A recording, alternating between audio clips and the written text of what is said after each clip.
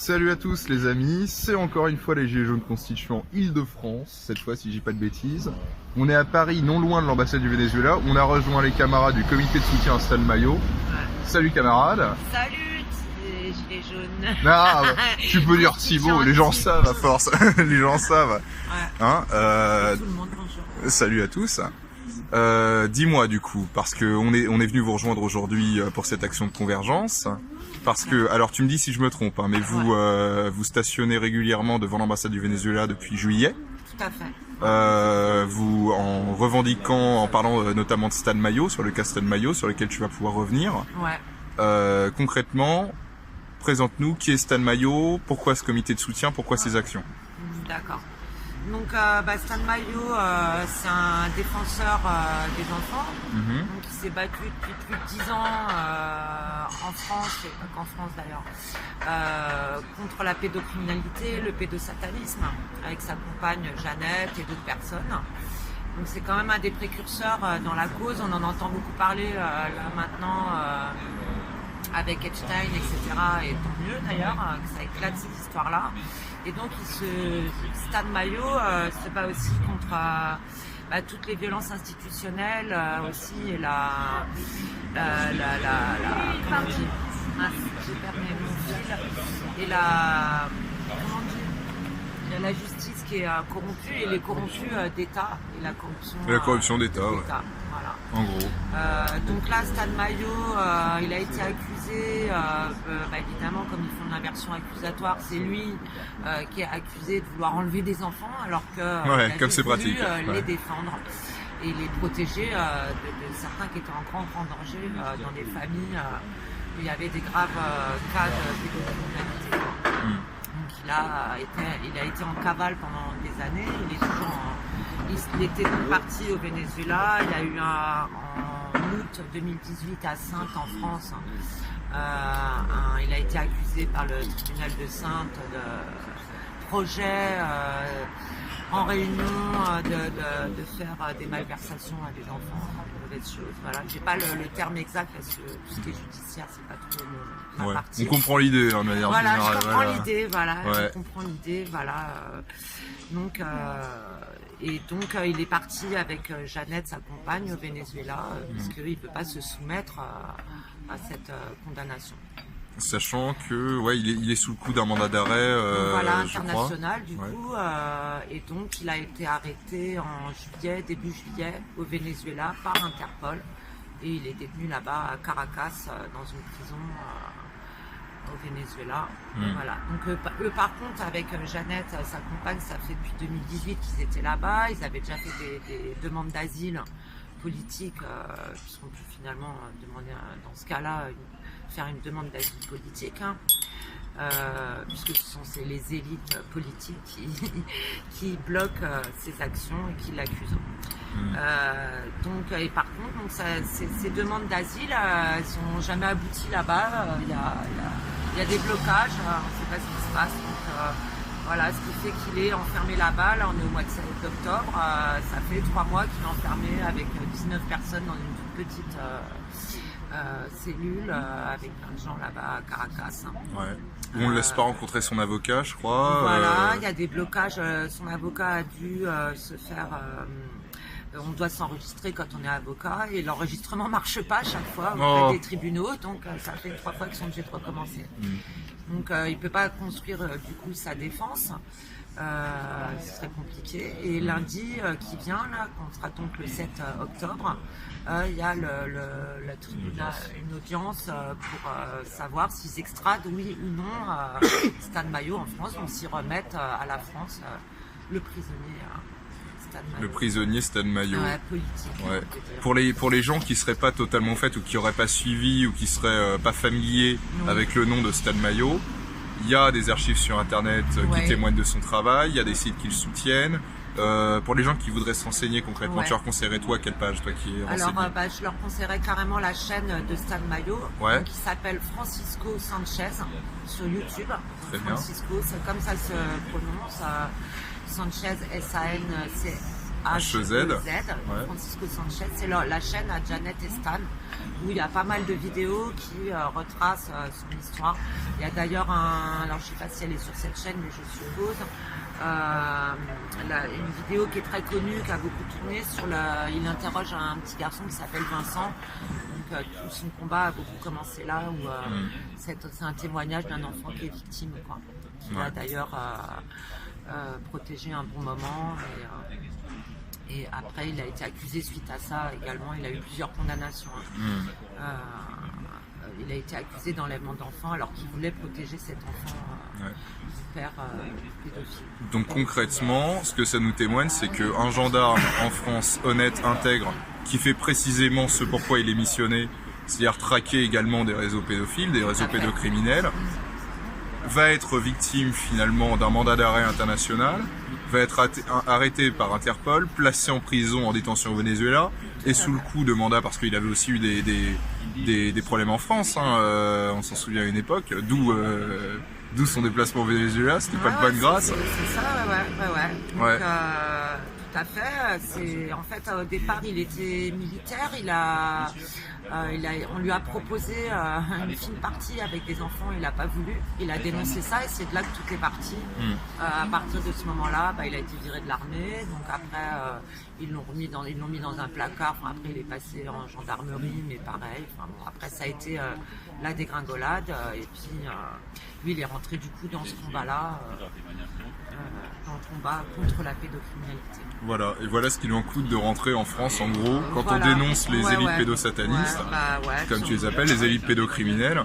Voilà ce qui vous pend au nez, quoi.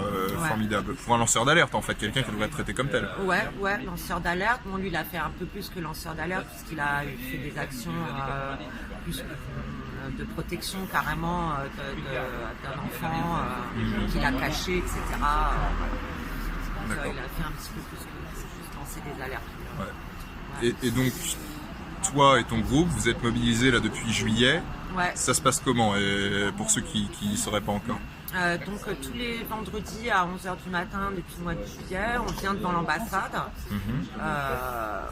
Il y a une pétition qui s'appelle comment la pétition déjà Libération de Stan Mayo.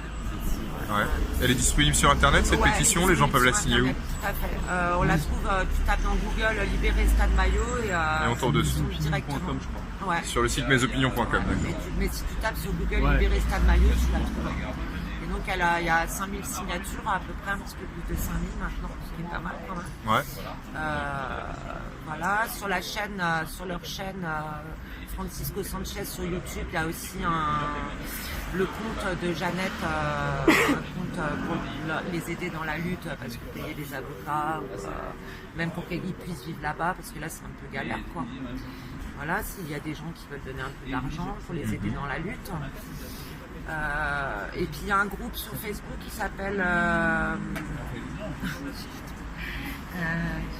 Rassemblement contre la pédocriminalité. Non, pour Stan Mayo. Bon, soutien à Stan Mayo. Soutien à Stan Mayo. C'est précis, c'est concis, c'est pas mal. Voilà. Donc, et puis donc, là, pour la première fois aujourd'hui, on a été reçus par l'ambassadeur. Quand même, au bout de 3 mois. Donc, comme il a vu qu'on était, ça va, on n'était pas des violents, peut-être que depuis 3 mois, il s'est dit, quand même, je pourrais peut-être les recevoir. Donc voilà, on a été reçus, on a plaidé la cause de Stan Mayo, on a bien expliqué la situation, comme quoi, parce que c'est vrai que là-bas, il a quand même des conditions de détention qui sont déplorables, ils sont 19 dans une petite pièce, lui il est asthmatique, l'air est vicié, il ne peut pas respirer. Sa compagne Jeannette qui est obligée de l'amener à manger tous les jours, elle ne peut pas le voir quand elle veut, c'est 15 minutes le samedi, voilà. Donc elle lui fait passer des petits papiers quand elle l'amène à manger quotidiennement, journalièrement, c'est compliqué quoi. C'est chaud quoi. Et là lundi, on va savoir s'il est extradé ou pas. En substance, c'est ce qui est ressorti de ta réunion avec l'ambassadeur, de votre réunion avec l'ambassadeur, qu'est-ce qui a été dit? Alors, qu'est-ce qui a été dit Après, nous, on l'a surtout sensibilisé sur l'affaire de pédocriminalité et de la cause que défend Stan Mayo. Et que que le président Maduro, qu'il était normalement souverain dans son pays, il aurait pu lui accorder, et il peut encore lui accorder son soutien, et puis faire éclater le scandale et quelque part gagner ses lettres de noblesse dans le combat. Parce qu'un chef d'État qui exposerait là, les faits de pédocriminalité internationale, quelque part, ça ouvrirait le canal de diffusion pour que les gens brisent l'omerta. Là, on tape dans du lourd. Parce que là, ça commence vraiment à bien faire. Toutes leurs lois, on lui explique qu'il connaît en France les lois sur les consentements sexuels, sur l'éducation sexuelle qui est prescrite dans nos écoles, dans nos institutions, et on peut parler de la franc-maçonnerie à l'international aussi, et que il prend les informations. Et je dis après que lui il puisse avoir accès à son ministère des Affaires étrangères et à son président pour sensibiliser et faire du bruit sur l'affaire de Stan Mayo, effectivement que si là il est rapatrié en France, sa vie est gravement en danger, puisqu'on sait très bien que là l'État français républicain est très bien capable de le mettre en prison et dire que c'est un violeur aux autres prisonniers, par exemple. Donc c'est encore jouer avec la vie des enfants, comme jouer avec la vie des gens qui sont des lanceurs d'alerte. Il va bien falloir que les gens prennent conscience, et donc on peut parler de conscientiser le peuple sur les cas de force majeure. C'est la cause pour les enfants.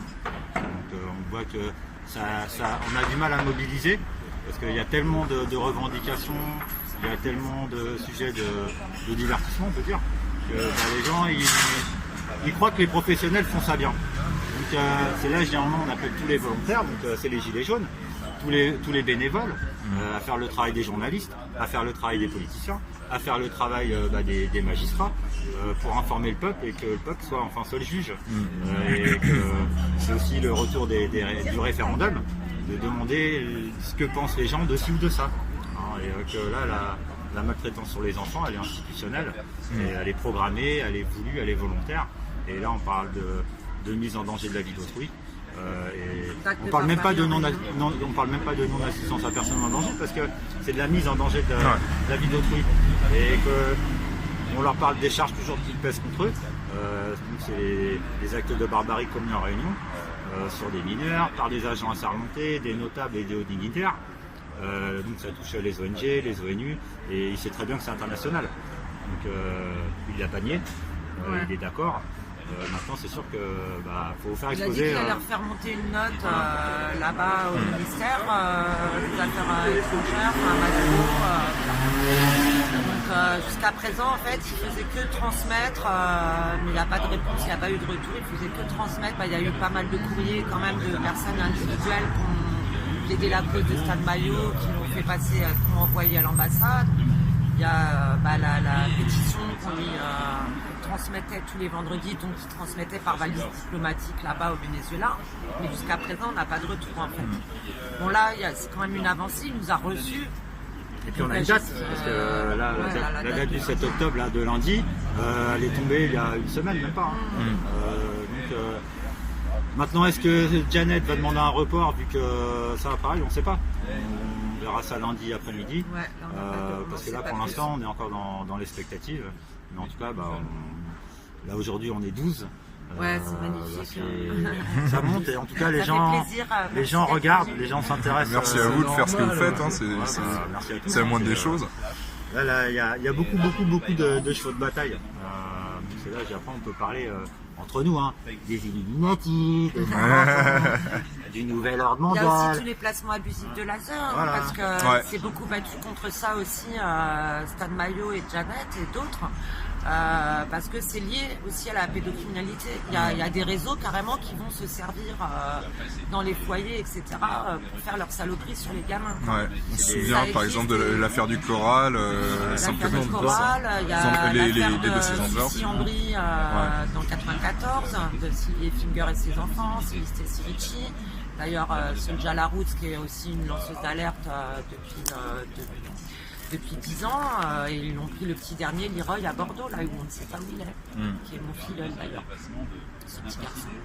Donc il lui a été enlevé, et donc il y a beaucoup de mamans, Karine Trapp, Nadine Plestan, de plus en plus de parents, de mamans, parce qu'il y a un véritable business au niveau des départements, puisque l'État verse 7 000 € par gamin par mois au département pour les foyers, etc. Et donc ils enlèvent les enfants, il y a tout un tas de gens autour qui gravitent, corrompus et qui gagnent de l'argent en enlevant les enfants à des parents, à des mamans qu'on met des fois, qu'ils incarcèrent, qui mettent en hôpital psychiatrique pour les faire passer pour fous ou folles. Voilà, c'est un véritable business. Et donc Stan Mayo a aussi défendu. Ça, c'est super important. C'est super important ce que tu dis, parce que souvent c'est vrai que les gens ont l'image du pédophile comme d'un individu isolé, sexuellement frustré, qui attend en gros à la sortie de la primaire avec une parka.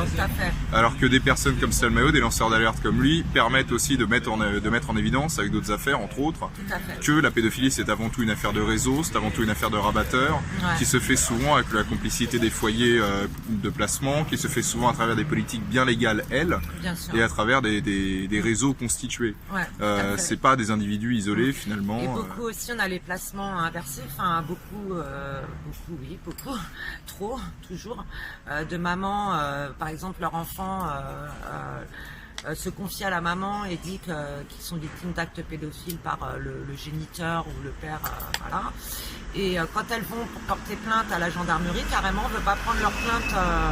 C'est un cas, ça se retrouve dans plusieurs cas, quoi. Donc c'est pas, c'est qu'il y a vraiment quelque chose qui ne va pas et qui est voulu, un réseau donc derrière. Donc les plaintes ne sont pas prises en compte et on leur enlève les enfants ou on les met dans les foyers ou on le donne carrément au père pédophile, par exemple. Bon, après il y a aussi des femmes maltraitantes, ça existe aussi dans l'autre sens, mais c'est le cas le plus courant et c'est assez courant, quoi. Donc il y a quand même quelque chose qui est... comme quand on voit de toute façon certains chefs d'établissement en primaire, notamment en Île-de-France mais ailleurs, qui sont reconnus coupables 3-4 fois dans des affaires... Même, il y a eu 19 enfants là, il n'y a pas longtemps. Dans des affaires de pédophilie et qui sont replacés au même poste. Oui, c'est ça, en fait, on déplace à peine le problème pour éviter que ça fasse trop de vagues et pour porter la menace ailleurs, quoi. Tout à fait. D'ailleurs, tiens, pour ceux qui en douteraient, je remarque que sur votre tract, vous avez une photo quand même assez évocatrice. Voilà, que je prends. Donc, voilà. C'est plusieurs histoires. Donc on voit, et ça c'est les affaires avec le plus de retentissement, clairement. C'est pas toutes les affaires, c'est parce que de toute façon sinon la carte elle serait verte. Il y a aussi beaucoup de victimes qui font taire. Ça c'est, il y a des victimes qui l'ouvrent. Heureusement la parole se libère quand même par rapport à il y a plusieurs années. Mais il y a aussi beaucoup de victimes qui se taisent. Qui ont peur et ou qui sont harcelés, menacés par des réseaux et que d'ailleurs souvent la franc-maçonnerie aide bien à cacher. Je suis désolée. Tu deviens complotiste. Messieurs, dames, les francs-maçons encore une fois. Mais bon, c'est vrai aussi que vous aidez beaucoup quand même à cacher certains réseaux. Sur ce, je ne ferai aucun commentaire, mais c'est parce que bien évidemment, je suis un bien-pensant républicain, je ne suis pas complotiste. Voilà, ils n'ont rien fait, c'est des gens pour la liberté d'expression. Voilà, donc on voit. Non, mais ce qui est quand même affligeant, c'est que plus on regarde le schéma, plus on voit que on a énormément de dates récentes, des affaires qui se multiplient et qui restent totalement. Alors, il y a des affaires médiatisées comme celle d'Outreau, l'Arche de Zoé, ça a circulé un petit peu à une époque. Ouais, n'est-ce pas? Mais énormément de celles-ci tombent en fait, sont pas du tout relayées dans les médias. Il y a une omerta totale, quoi. Alors que ça devrait être, quand même, on parle de la sécurité des enfants, ce qui devrait être la thématique chère dans une époque où on nous avance systématiquement la sécurité comme la préoccupation numéro 1. On ne relaie pas. Voilà, je mets aussi les liens. On nous fait passer des lois de consentement sous la bien-pensance et la prévention, alors que c'est de la perversion en fait. Je pense qu'un enfant, on parle d'éducation sexuelle, etc. Je pense qu'on est, l'être humain, on est assez bien fait pour se rendre compte tout seul, en grandissant ou même en étant enfant, qu'on a un sexe, qui est, on a des sensations, on n'a pas besoin qu'on nous l'apprenne à l'école. Qu'on fasse de la prévention, c'est aux parents de le faire, je pense, pas à des étrangers, quoi. Et pas à l'école, quoi. La non-prise en compte des plaintes dont tu parlais tout à l'heure, est-ce que c'est un moyen finalement pour des personnes mal intentionnées de repérer les enfants qui pourraient leur servir Aussi. Aussi. Tu crois? En fait, ils ont une méthode. S'il y a un problème dans la famille, faire appel à la gendarmerie, à la police, c'est encore pire. En fait, ça devient catastrophique parce qu'après, il y a les travailleurs sociaux qui viennent faire une enquête et à chaque fois, ils disent qu'ils prennent l'enfant temporairement. Alors qu'après, on se rend compte qu'à plus de 90%, ils sont placés jusqu'à 18 ans. Et à chaque fois, ils disent c'est provisoire. Ouais. Alors que c'est un déchirement, hein. C'est désenfanter une maman ou une famille, alors que c'est eux qui créent les causes économiques, sociales et tout pour que les familles s'entre-déchirent. Car à un moment là, on met la lumière justement sur pourquoi, c'est quoi et comment et à qui profite le crime. Moi, me revient en mémoire la marche rouge qu'avait décrit Mario Sigaud dans son bouquin et la marche blanche qui avait eu lieu en Belgique durant l'affaire de Dutroux. Et on s'aperçoit qu'en France, c'est un peu ce qui se passe aussi. Et je me dis, mais quand est-ce que les Français prendront vraiment conscience du fait que ça existe, quoi. Qui sont les Français qui en ont pris conscience que Marion Sigaud, comme tu sais, c'est du caviar. Merci, bravo Marion. Il y a quelques années, tu disais, elle s'est fait enlever ses enfants par la DAS. Enfin, non, maintenant, ça s'appelle l'ASE. Avant, c'était la DAS. Donc l'aide sociale à l'enfance, les gens te disent souvent ah mais non c'est pas possible, si on lui a pris son enfant c'est qu'il y a quelque chose. Il y a une bonne raison. Il y a une bonne raison.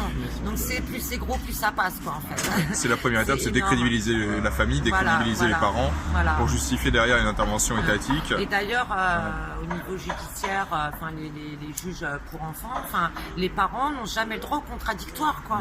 Ils n'ont pas le droit au contradictoire. Donc c'est la parole de l'institution qui prime quoi.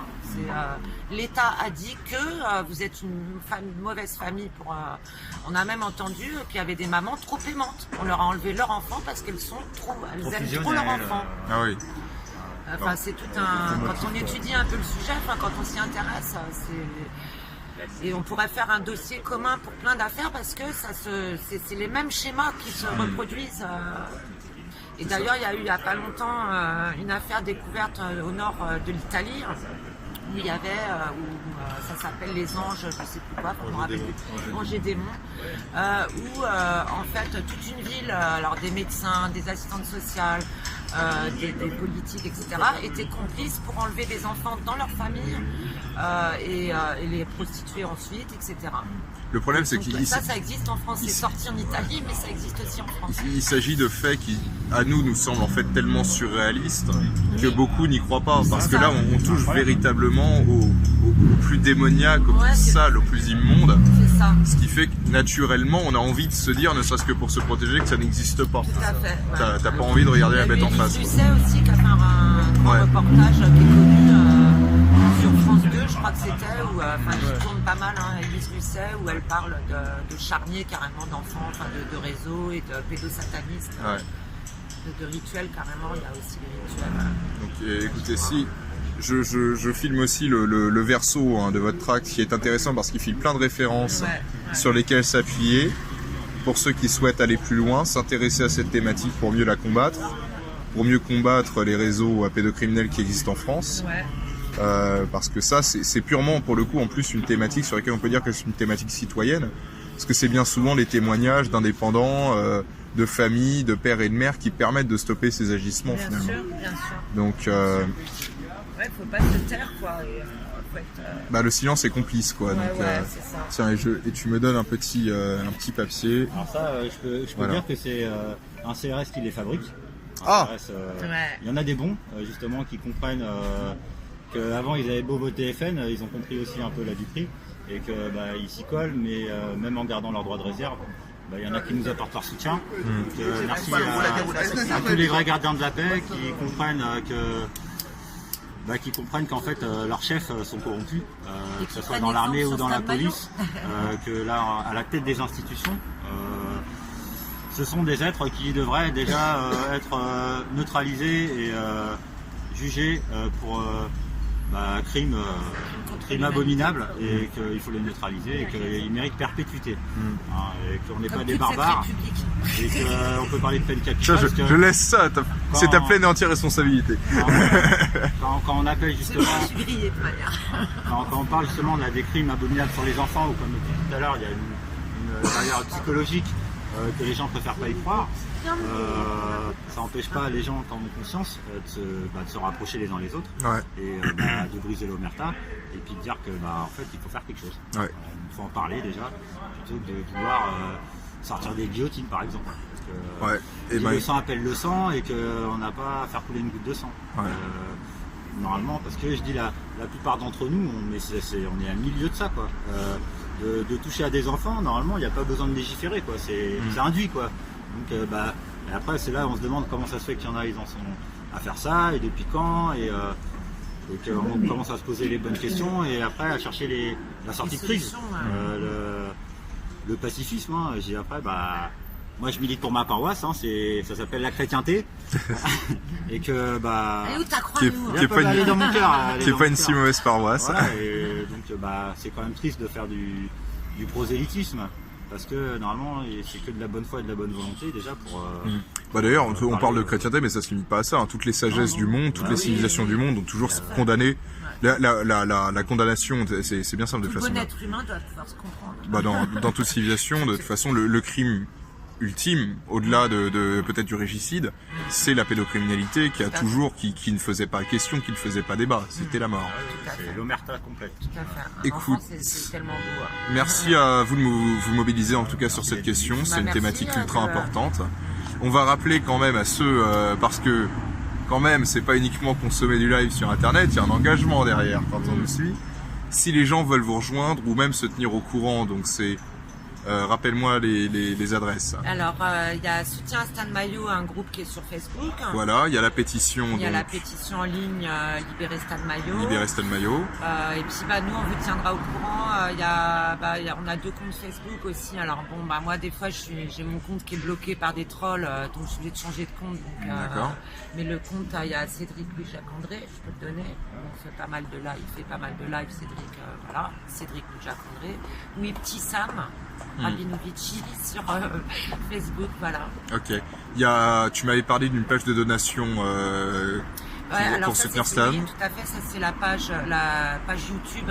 Là, sur le compte YouTube directement. De Stan et Jeannette, où il y a les coordonnées sous les vidéos du compte de Jeannette pour si vous voulez les aider financièrement.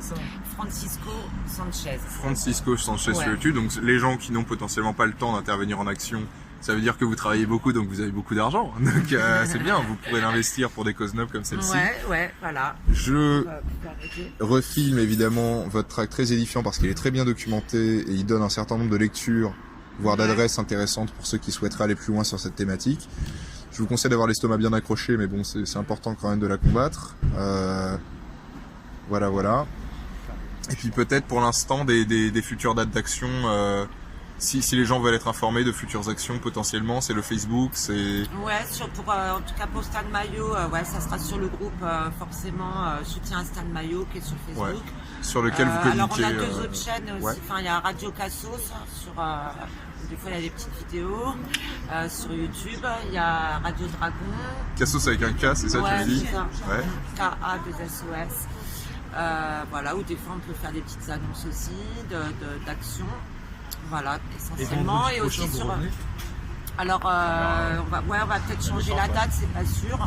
Mais quant à l'audience, on donnera des nouvelles la semaine prochaine, du moins sur Facebook. Voilà. Sinon, c'est les gilets jaunes, les ronds-points, parce que c'est dans toutes les régions. N'est-ce pas?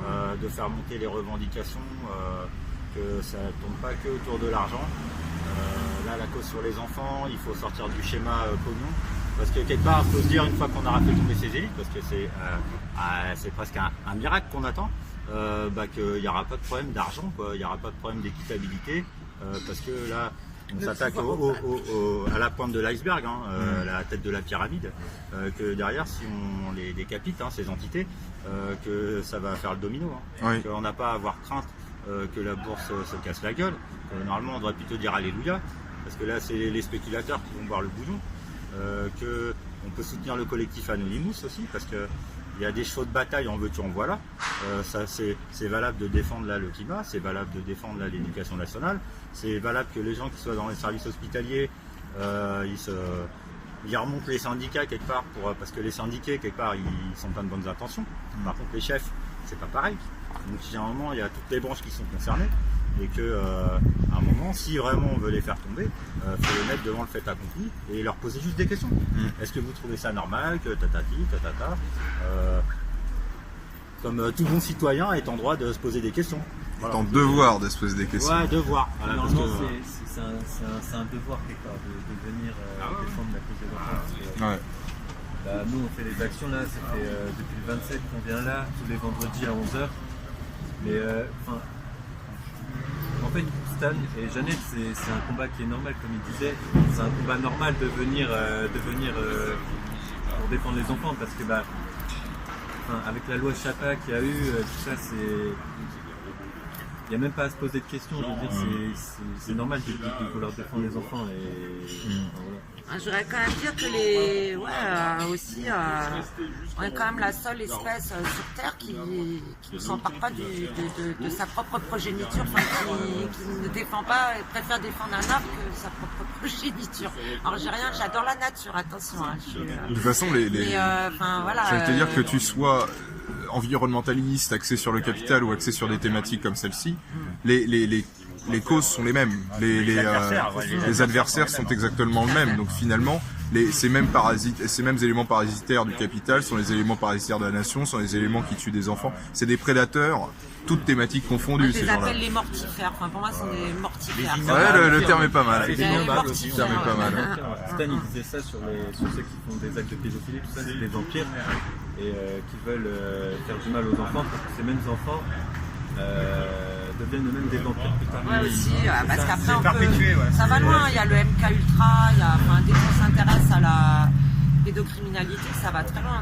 Il y a le MK Ultra, plein de choses qui sont complètement folles. Moi je dis, nos élites sont des psychopathes, quoi. Ouais. Pour moi, ce sont des psychopathes et on doit les arrêter. C'est une question de vie ou mort, limite, quoi. Quelle force majeure, ouais. Le pire, c'est qu'en fait, ils s'attaquent à des enfants, donc c'est même. Je veux dire, c'est quelque chose de sacré, les enfants. Comment tu peux t'attaquer à l'innocence? Donc, c'est-à-dire qu'eux-mêmes, ils savent qu'en s'attaquant à des enfants, ils savent qu'ils touchent quelque chose de sacré. De sacré, en fait. C'est quelque chose qui perpétue les générations. Si les générations d'après sont comment dire, défragmentées, comme on pouvait référer sur le youtubeur Alexandre Breton, si on crée une génération je ne sais même pas comment dire le mot, défragmenté, comment tu veux sauver la France après, comment tu veux de déraciner, comment tu veux, voilà, faut les arrêter, c'est un programme, ça va être des générations de déracinés, des gens, ils vont être complètement des malades mentaux qui vont, voilà. Écoute, si vous voulez vous intéresser aussi sur le sujet de la pédocriminalité qui est liée au MK Ultra, etc. Il y a la chaîne d'Alexandre Le Breton qui est au niveau information qui est excellente, qui a écrit un livre et tout sur le MK Ultra. Le pire dans tout ça, c'est si vous vous référez par rapport aux actions que fait la présidente de Rendez-nous nos enfants.org, Hélène Lombard. Une fois, je vais regarder son site internet, c'est très intéressant, et je suis tombé sur un article qui était très intéressant en PDF. Ça parlait du Talmud, selon lesquels les lois du Talmud, en fait, ils autorisaient que les enfants ou tous les non-juifs devaient ou pouvaient être violés selon les lois rituelles juives, quoi. Et donc, c'était... du Talmud, pas juif, parce que... c'était écrit dans le Talmud, quoi. Et que en fait c'était un PDF qu'elle avait construit. Écoute, au pire, lisez le Talmud si vous ne croyez pas. Procurez-vous un Talmud. Il y a les livres jaunes aussi qui sont intéressants. Dans ce PDF là, elle avait écrit que ça concernait toutes les races, quoi. C'était donc des arabes comme des chrétiens ou même des juifs. Enfin, non, sauf les juifs, comme ça.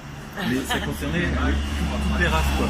Et qu'ils se servaient de cette attaque criminelle pour détruire une génération et de commettre une sorte de génocide, quoi. Un génocide blanc, même pas seulement blanc, un génocide interracial. Écoute, là je pense que les gens ont leur dose de positivité pour la journée. Non, vous êtes bien avec les constituants. Non, écoutez les amis, thématique essentielle. Mais justement d'en parler. Et d'en parler autour de ça, c'est déjà résister d'une certaine manière. C'est résister face à l'omerta parce que ces gens-là prospèrent dans l'ombre et prospèrent dans l'omerta et espèrent de notre silence. Surtout essayer de trouver ce document, vous allez voir. Ah bah, là écoute, niveau document, les gens ont des trucs à se procurer. Nous sommes des colibris. Ah, espérons. Espérons qu'on batifole encore longtemps. Ça. Écoutez les amis, bah, merci encore de nous avoir suivis. Vous avez des devoirs de vacances à faire là, entre les lectures, les pétitions, les actions à venir et le devoir moral tout simplement qu'on a de s'intéresser à ces questions et d'agir contre ces criminels. Tout à fait. Ouais. Merci à tous ceux qui s'emparent du sujet. C'est une action qu'on devrait faire, je pense. C'est aller dans tous les aides sociales à l'enfance, choper toutes les adresses. Les gilets jaunes en fait se rendent devant ces prisons pour enfants quoi. Et puis Qui dénoncent. C'est pas qu'il faut tout défoncer, mais limite on va continuer à travailler, à manger tous les jours comme si rien ne s'est passé alors qu'il y a des enfants qui se sont violés dans les aides sociales à l'enfance, dans les foyers. C'est n'importe quoi. Le gant est jeté, voilà, pour ceux que ça intéresse. Cours martial. Allez. Le samedi, rendez-vous à des points stratégiques d'aide sociale à l'enfance si vous savez pas quoi faire. Ah ouais, de toute façon. Là, il faut faire un blocage rond-point, je sais pas pourquoi. Bah, déjà que rejoindre des gilets jaunes qui sont ouverts sur des revendications. Et puis aussi, eux qui sont volontaires et bénévoles, les inciter à s'intéresser à la cause.